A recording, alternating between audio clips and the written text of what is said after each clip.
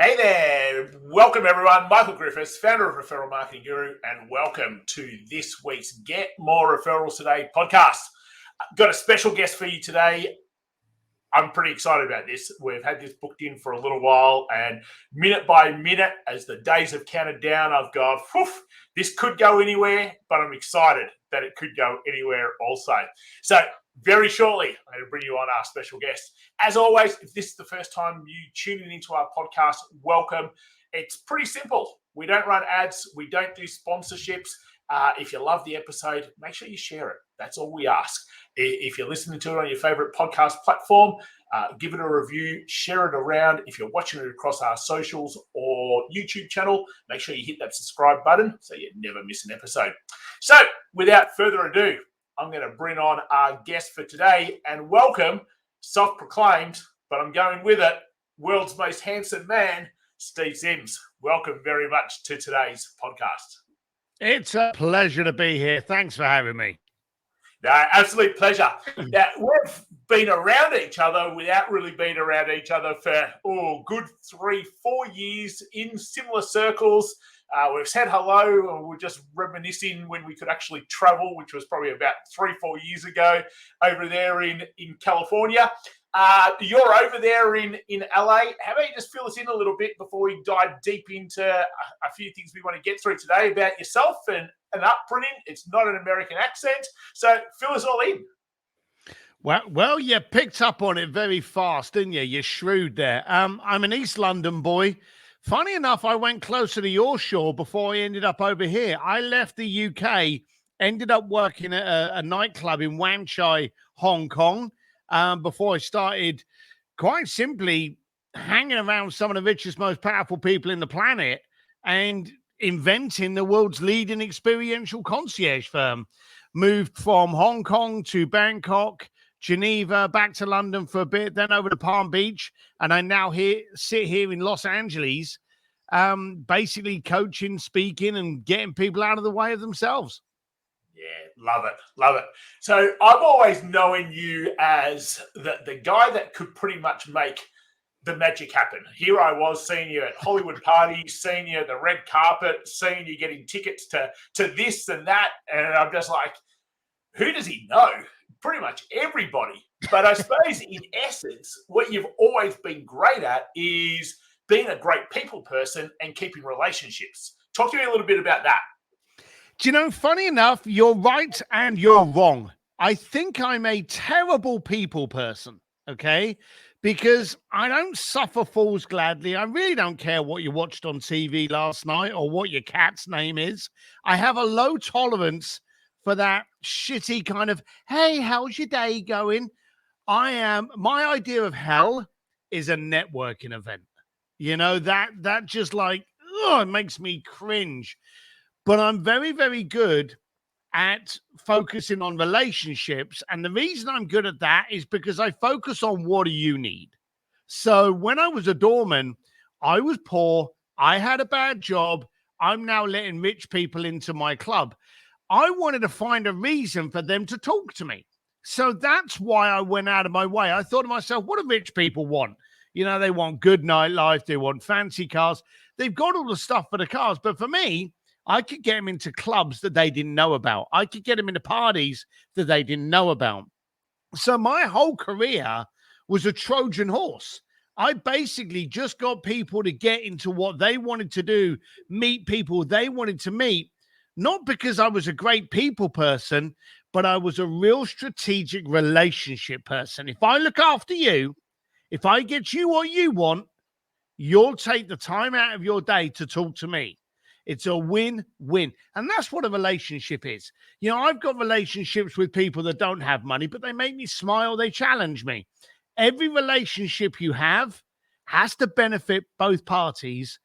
Otherwise, it's not a relationship. It's an association. How many of us have had buddies or pals that, let's be honest, after a couple of beers, they just irritate the shit out of you, you know? So for me, I thought, no, I don't have time for that. A relationship I have to benefit you. You have to benefit me. And it sounds selfish, but it's the relationship I have with my wife. It's the relationship I have with my kids. focusing on it being a win-win, and that's what I was good at. So not so much the people huggy, hey, how are you, but definitely strategically planning relationships for a win-win. Yeah, no, and I love that. As it heads down, when we talk about business, just activate more extraordinary moments in your business. And you can do that when you're more heartfelt in the actions you do. It's not surface level crap as you're talking about. It's like, no, I understand that this real relationship is about, hey, you need something and I need something. And it's about the brain chemicals that each of those things disperse, which makes us go, hey, yeah, I actually really like that person, rather than surface level, I can tolerate that person. So, yeah, love it. Why do people tend to get themselves in the way? So I know you these days do a great job of saying it how it is and giving people a good nudge. Why is it that people get themselves in the way? Usually it's because they're too smart. Or worse, they think they're smart. You see, my wife used to joke that my superpower was ignorance, and I would just do it. If I had something to say, I would say it and then think about it later. And that's got me in trouble. So I've got better over the years at controlling myself. But there's far too many people that outthink themselves, and also that leads into fear and paralysis. It's the people, for argument's sake, that will spend a year doing a business plan and planning everything down to the nuts and bolts of how they're going to make $1 billion with this project, and they plan themselves into paralysis, or they've missed the window. How many business plans do you think were written in 2018 that said, hey, we're going to launch, we're going to be absolutely fantastic. Oh, and by the way, in 2019, a worldwide pandemic is going to come along and we're going to have to shut down for a year, and then we're going to start. It doesn't exist. You see, a business plan is an indication. It's a suggestion. It's an idea of where we're going to go. I think a business plan should fit on one sheet of paper, even on the back of a postcard, and you should start actioning it. You should start doing something. So I do go up to people and go, okay, what are you doing? Well, we're planning this. Stop planning, start doing. Start asking people, hey, do you have that problem? Because I've got a solution. Find out if it works. So for me, I'm very bare bones. I'm very knuckle dragging. I go out to find out what you're trying to do. Does it have a market? Does it appeal to a generation, to an impact, to an emotion? And try to find out, do you have a client? Because let's be blunt, businesses can have everything going for them, but if they don't have a client, if they don't have a customer, a consumer, they don't have a business. Yeah, 100%. So the sorts of people you work with, who are they? So the funny thing, and this is really funny, I never meant to get into it, but all the time I was getting people into events, I was only doing it so I could have that half-hour conversation. Because as the poor guy, I wanted to walk up to a rich billionaire and go, hey, Johnny, you're rich. How come you're rich and I'm not? And that would be the question that I would ask some of the richest people in the planet. And I got the answers. So then I started actioning it. And now I'm pleased to say I'm not as poor as I used to be. And so as this was growing, the people I started working with and the events I started working with went from, nightclubs in Macau and Wan Chai, Hong Kong, to Elton John's Oscar party, the Grammys, the Kentucky Derby, the New York Fashion Week, the Formula One Monaco. I started working around the world on some of the largest events, and then without realizing it, got into the marketing and branding around those. How do you get sponsorship deals? How do you get the right kind of alignment with luxury brands to elevate your status? Or how do you make sure you don't get the wrong ones to decrease your status? So I ended up really getting into the world of media. And then when my book came out, like 3 or 4 years ago, all of a sudden people were coming up to me going, hang on a minute, how come a bricklayer from London is working with Formula One, with Naris, with these massive organizations? And I would tell them, and I would keep it very, very simplistic. That's how it worked. For some reason, I feel as though the impact is ignored and everyone tries to prettify everything or outsmart each other. And I think that's the big problem we have today. Yeah, love it. Love it. I hear all of our listeners going, come on, ask that one question we want to know. So I'm going to ask it.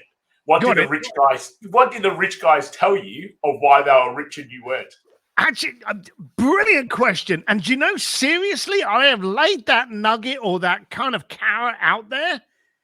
You're the first one that's ever grabbed it. So I've never understood why people have done this. Again, they're too smart for their own good. So here's the mistake I made. Right in the early stages, I would never pick on the poor people in the nightclub because I knew what it was like to be poor. There was no point in me asking a poor person, what's it like to be poor? I bloody knew that. So I would pick on the guys ordering like expensive bottle services and spending 15 grand a night. Those were the people that I would try to strike up a relationship with. And my first question with these people was a terrible one. I would literally, after the event that I'd got them into, I'd say, hey, Johnny, Billy, Michael, did you enjoy last night? Hey, I've got a question for you. How come you're rich and I'm not? And it was a very blunt, direct question, but it was a bad question. And the reason it's bad is if I turn around to you and I say, hey, how come you're rich and I'm not? You instantly think about monetary.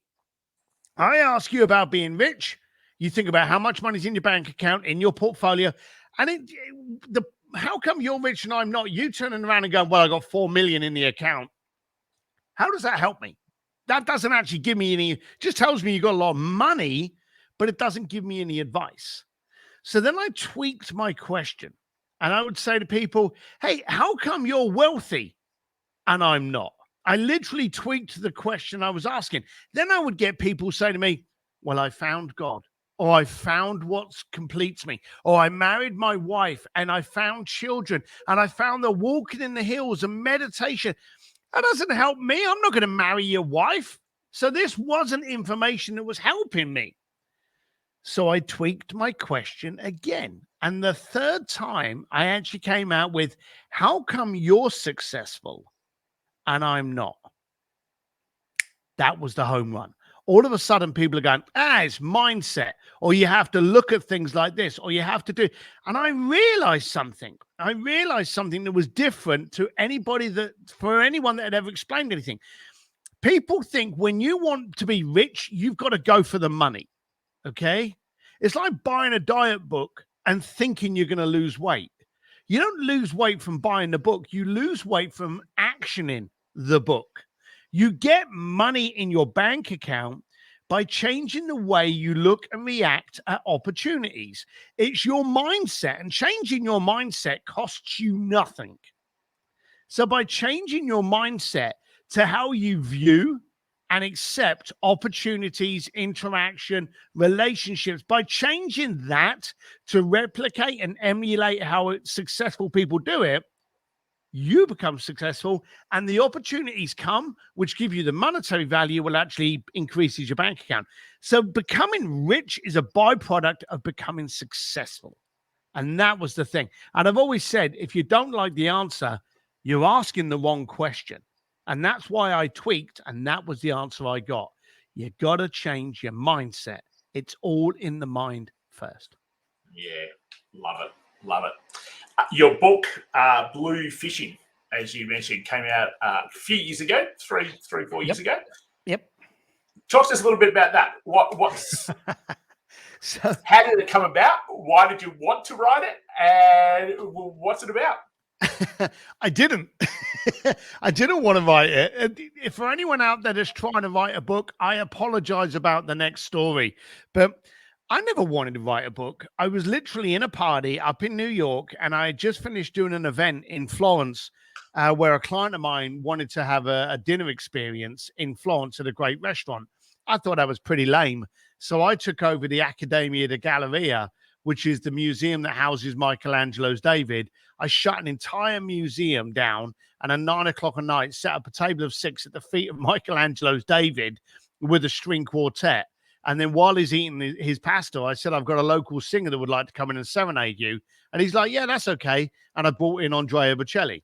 So that was the kind of stuff that I did, drum lessons from Guns N' Roses, Formula One driving lessons in Maranello. Those kind of things was what I used to do. I was telling this story in a bar, and this girl that I was talking to literally runs away from me.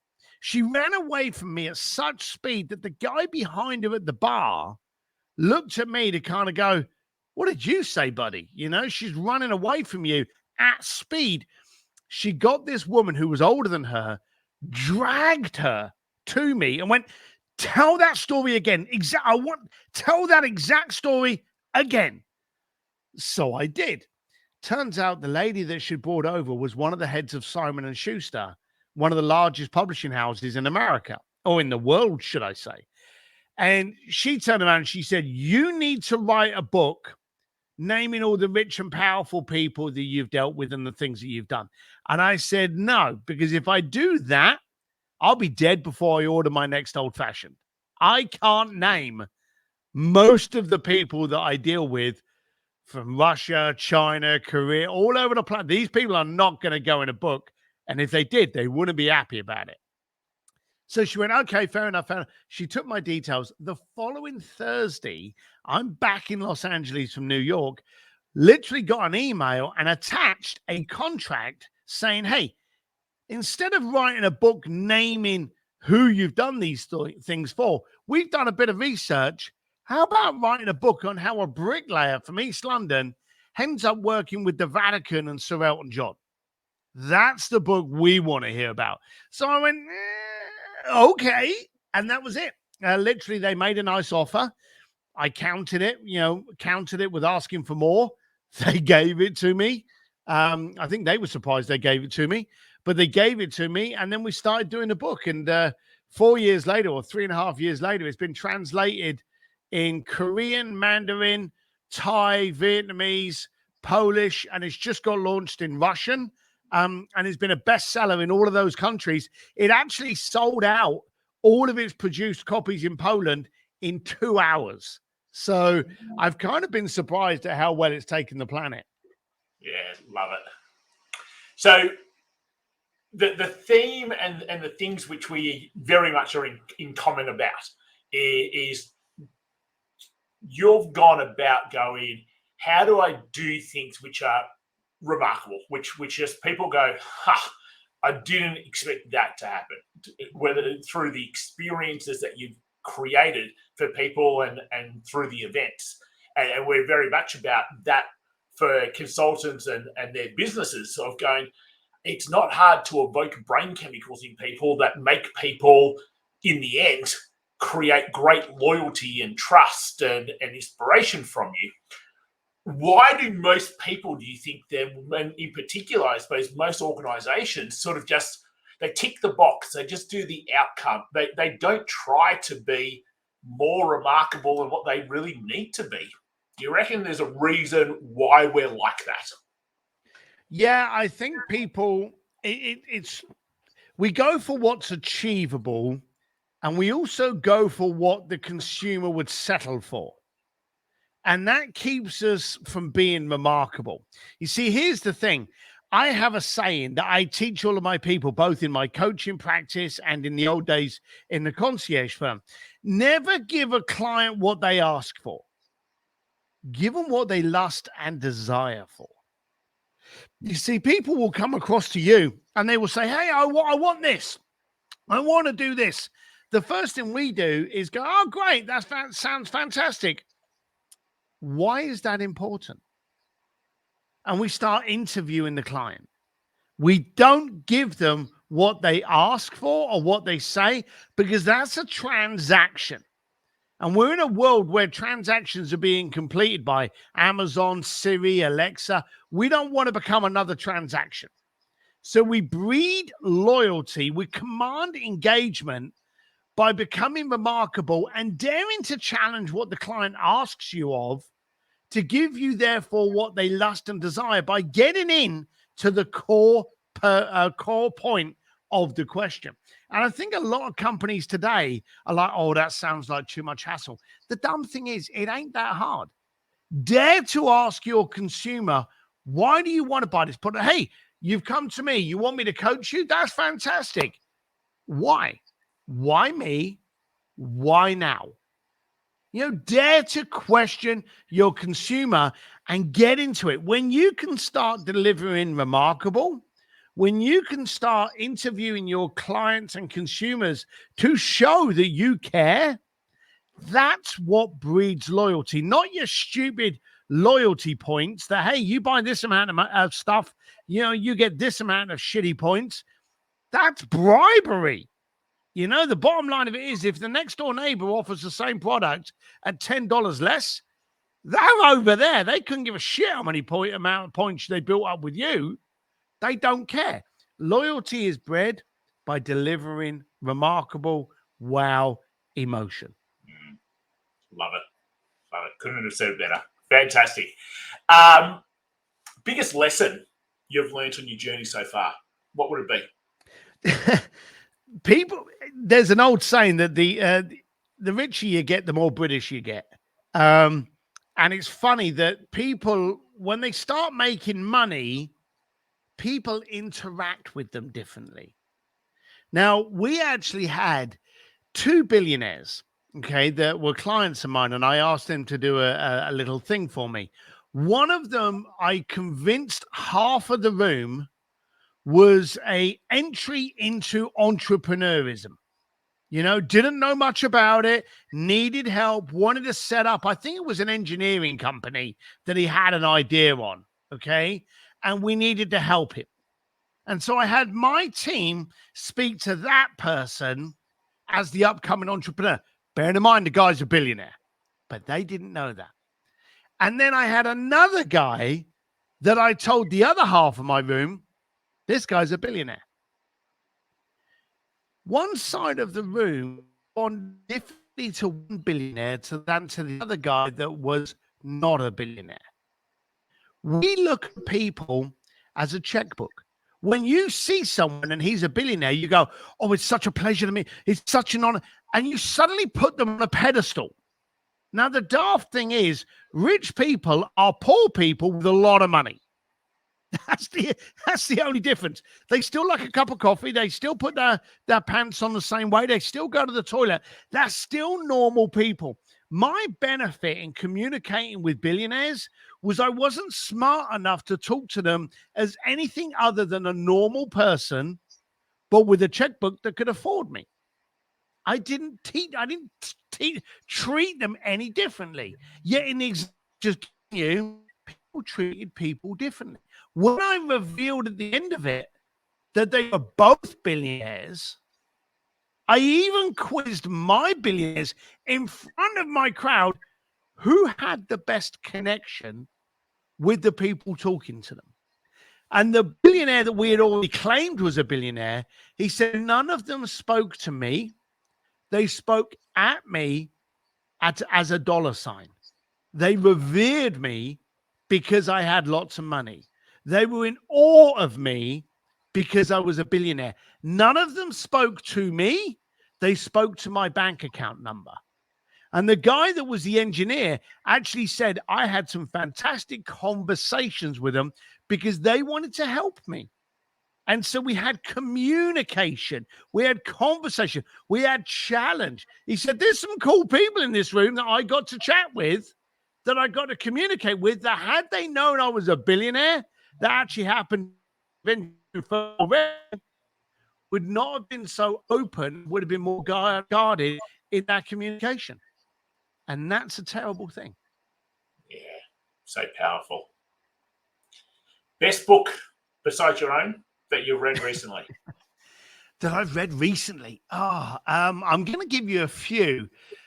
Trust Me, I'm Lying is an older book by Ryan Holiday. And I reckon it's really apparent now, probably better than when it was written, because it talks about how the media is directing your response and your emotions and how you can actually use the media for your purposes. So Trust Me, I'm Lying by Ryan Holiday. And then the other one would probably be Hooked by Nair Eyal. Nair, I'm sorry, buddy. I always get your last name wrong, but it's called Hooked. And it talks about how the digital ecosystem is getting you to go down the rabbit holes. And that's a really good book as well. So I like both of those books. But I have to give a shout out to my mate, Jay Abraham. anything by J. Abraham should be on your desk. Simple as that. Love it. In terms of connecting with you, Instagram, look up Steve Sims. But where else can they connect with you? As I put up your site, steveDsims.com. Well, that's going to look. You use Steve D. Sims anywhere you're going to find me, whether it be Twitter, LinkedIn, whether it be Instagram. I suppose one of my biggest groups is Instagram, but I've also got a private Facebook group called An Entrepreneur's Advantage with Steve Sims. But again, if you visit steveDsims.com, you'll find out everything you need to about me. Yeah, love it. So if you're listening to this podcast on your favorite podcast platform, look in the show notes and there'll be a link there to the website. If you're watching this across any of our socials, YouTube channel, it is going across your screen right now, as well as in the notes below. So make sure you not just go to the site. There's a key thing that Steve mentioned, but we talk about all the time. If you want to change the situation you're in right now, you need to be around a different quality of thinker. That's what it is. Your thinking needs to change. And unfortunately, your thinking is what it is right now. And unless you are around other people who think differently, who think bigger, who like the things that blow me away is go, how does someone even think of, you know what, I'll hire this room and I'll bring in this particular person to be able to sing. Like, that's just part and parcel in Steve's thinking. Where for someone who hasn't experienced that, their thinking goes, holy crap, like how on earth do you do that? But when you're around someone often enough that you hear it over and over and over of what they're doing that's just extraordinary, you start to go, okay, well, that's no big deal. Because it becomes part of the normal language patterns and comfort zone that you're experiencing. So get around these sorts of people. Okay, so steveDsims.com is where you're going to go to be able to find where to be able to, don't stalk him, but stalk him, because you want to be able to hear the things that he's saying. You want to be able to listen to the language, and this has been really enjoyable. So, Mr. Sims, thank you so much for jumping on and joining us. It's been a pleasure. Thanks for having me. As always, guys, this is your Get More Referrals Today podcast. If you've loved the episode, please make sure you share it around. There's lots of people that need to be able to hear this. Our mission is simple: to inspire 1 million consultants every single year to play a bigger game in their business, to win every day, to be more profitable than ever before, so they can contribute and change society for the better. So make sure you share this. Make sure you give it the reviews that you would like, that you've enjoyed it, and get the word out there so other people can be more profitable and help contribute, change society for the better. Till next week, take care, and we'll speak to you real soon. See you later, all.